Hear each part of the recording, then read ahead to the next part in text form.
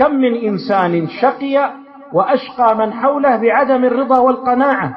هل خرج من خرج على ولاة أمر المسلمين إلا بعدم الرضا بما قسم لهم وطلب الاستئثار والأخذ بما في أيديهم؟ وكم قتل من قتل، وكم سفك دم من سفك، وكم ركبت الغيبة، وكم ركبت النميمة، وكم حصل من الإفساد، وكم حصل من طلب الكسب الحرام والحرص على مكاسب المحرمة، سواء المحرمة في نفسها أو المحرمة لمنع ولاة الأمر منها سياسة في صلاح العباد والبلاد. كم من إنسان سلك هذه المسالك لعدم قناعته فعاش في الشقاء والضنك وأشقى من حوله.